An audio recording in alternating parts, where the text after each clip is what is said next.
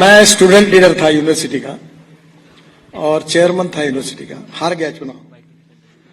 और एजिटेशन करना यूनिवर्सिटी में पूरे 5-6 साल उसी में गए। मैं कन्विक्शन ओरिएंटेड पॉलिटिशियन हूं और मैं अपने प्रिंसिपल से चलता हूं। मैंने अपना कटआउट लगाता नहीं, दूसरे के भी लगाता नहीं, मैं अपने स्टाइल से प्रचार करता हूं। मेरा पहला आपको सुझाव है कि पहली प्रायोरिटी अपने हेल्थ को दो। मुझे बहुत देरी से यह ध्यान में आया। अभी मैं रोज 1.5 घंटा व्यायाम और प्राणायाम करता हूं।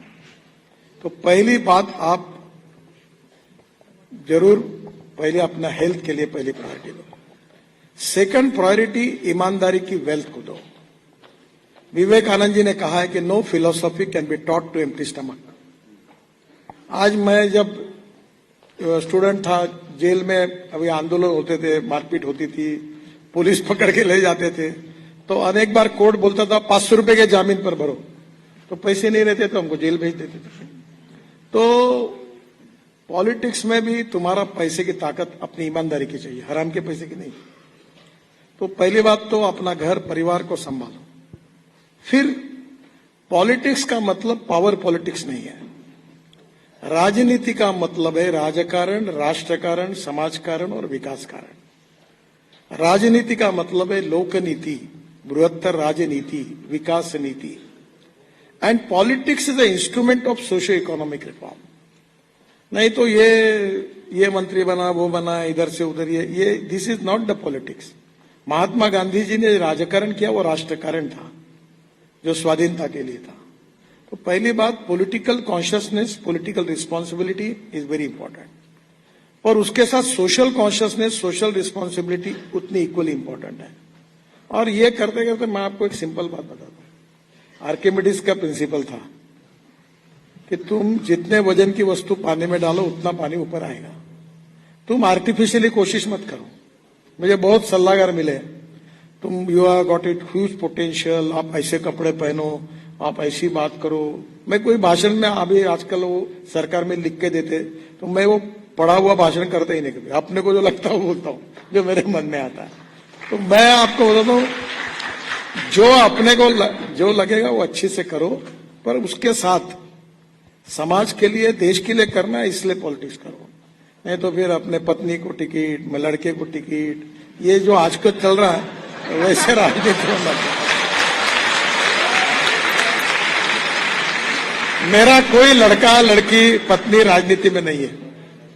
जब उन्होंने मुझे पूछा कि हमारे यहाँ की जनरल होता है घर में वातावरण है पॉलिटिक्स का, तो उन्होंने एक बार मेरे पास प्रपोजल लाया पार्टी वालों ने कि तुम्हारे लड़का बहुत अच्छा है, उसको हम युवा मोर्चा का अध्यक्ष बना देते। बहुत अच्छी बात है, उसको बना दो और मैं रिजाइन कर देता हूं, मुझे बाजू कर दो।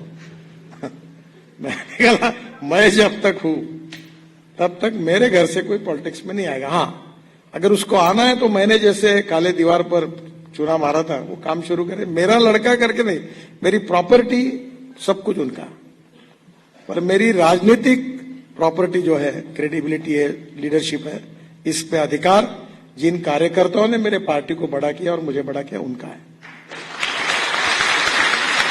तो पावर पॉलिटिक्स में आने के बारे में 10 बार सोचो और फिर ये सब करने के बाद आने तो फिर आओ, यानी वापस जाएंगे तो खाने पीने की व्यवस्था रहेगी। तो मुझे पहली बार ध्यान में आया कि हिमालय ये पत्थर नहीं है, ये मिट्टी है।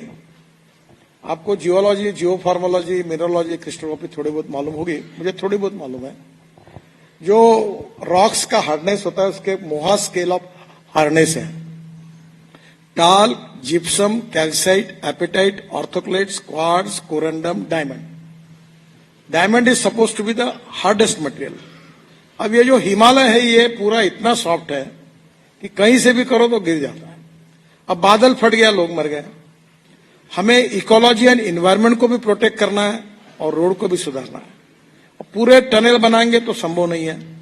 अभी लैंडस्लाइड्स के 130 स्पॉट में हमने ढूंढ के निकाले और स्विट्जरलैंड के एक टेक्नोलॉजी के साथ बैठकर उसको सुधार रहे हैं। तो वहां प्रॉब्लम्स है। तो कुछ लोग बोलते हैं रोड बंद कर दो।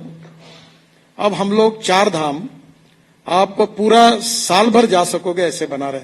वर्ल्ड से लोग आ रहे, रोजगार निर्माण होगा वहां। मैं मानस सरोवर के लिए पिथौरागढ़ से रोड बना रहा हूं, 90% पूरा हो गया, ताकि हम भारत से मानस सरोवर तक जाए।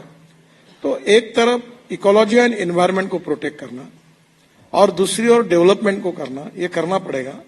और वहां बहुत गरीबी है पहाड़ पर, उनको रोजगार नहीं है। और टूरिज्म ऐसा सेक्टर है कि जिसमें 49% कैपिटल इन्वेस्टमेंट टूरिज्म पे खर्चा होती है। मैं कनाडा के जंगल में गया था, तो वेजिटेरियन था, तो मैंने बोला आपके इंडियन शेफ है क्या? बुलाया, कहाँ का? उत्तराखंड का। आप वर्ल्ड में कहीं भी जाओ, रेस्टोरेंट में इंडियन शेफ बोलो, उत्तराखंड का।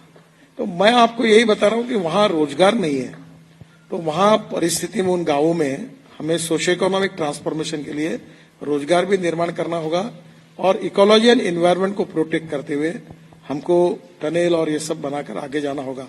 अभी इस साल हमने 3 मीटर के 3,78,00,000 पेड़ लगाए और अभी इस समय 78,000 प्लांट ट्रांसप्लांट किए पब्लिक को।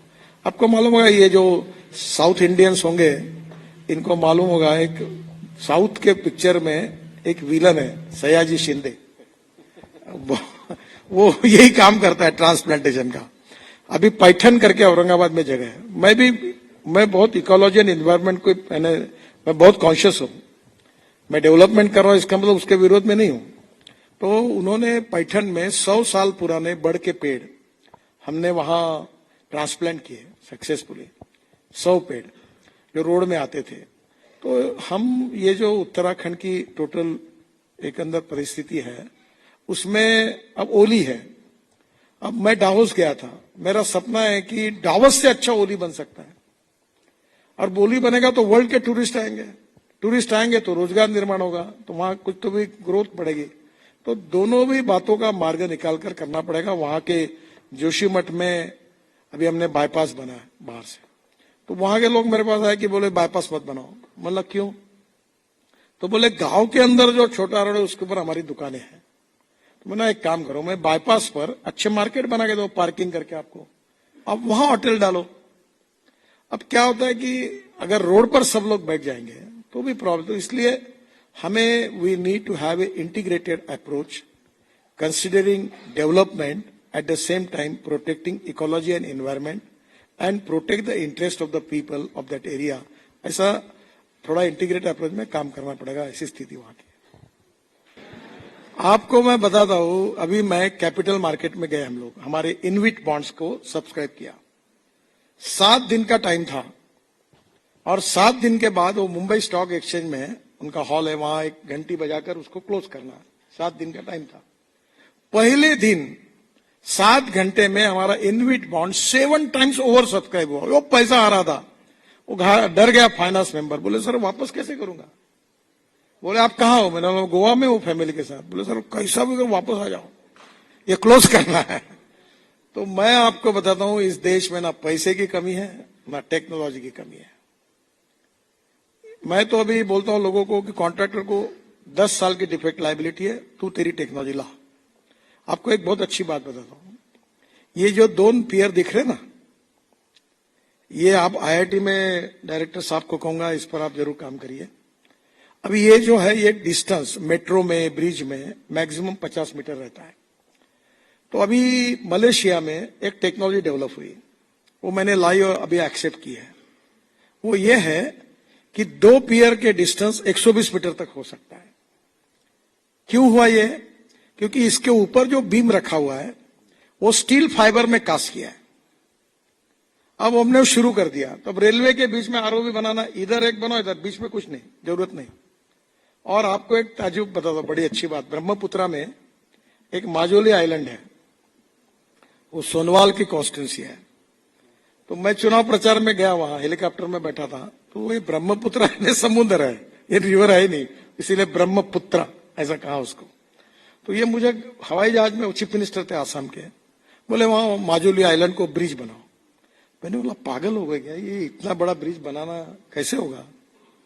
तो उसने मुझे इमोशनली थोड़ा सा ब्लैकमेल किया, बोला आपने मुझे पार्टी में लाया, मुख्यमंत्री बनाया, अब ये 1.5 लाख वोटर यहाँ रहते हैं और तुमने ब्रिज नहीं बोला तो मैं चुनाव हार जाऊंगा। अब देखो आपको जो करना, मैं क्या बताऊं। तो हेलीकॉप्टर उतरते उतरते मैं बड़ा सहृदयी हूं, तो मैंने बोला अब क्या करना, झूठ तो बोलता नहीं कभी, और बोला तो करता हूं, तो कैसे करना। फिर मैं गया, जाते जाते मैंने बोला चलो इसका चुनाव तो निकलना चाहिए, तो बोल दो। मैंने बोल दिया कि ब्रिज बनाऊंगा, और जब यहां आया और एस्टिमेट बनाया तो आया 6,000 करोड़ का। तब मेरे मन में आया कि अब कैसे करना। तो फिर मैंने सब लोगों को बुलाया, मैंने कहा ये जो मलेशिया से जो सिंगापुर ने एक्सेप्ट की टेक्नोलॉजी, ये रवि सिन्हा करके मुंबई IIT में सिविल इंजीनियरिंग डिपार्टमेंट, मैंने इनको भेजा था मलेशिया, और वो 5 लोगों की कमेटी थी। वेंकटरमण LNT के थे, एक तांबे थे, एक सबनीस करके थे, वर्री बांद्रा मेरे साथ बना चीफ इंजीनियर सेक्रेटरी PWD के थे, उनको सबको भेजा था। तो मैंने कहा कि ये इस टेक्नोलॉजी से ब्रिज बनाओ, और हमने टेंडर निकाला। आपको ताज्जुब होगा, जो 6,000 करोड़ का ब्रिज है उसका यूपी ब्रिज कारपोरेशन ने टेंडर लिया 680 करोड़ रुपए में, और अभी ब्रिज आधा काम हो गया।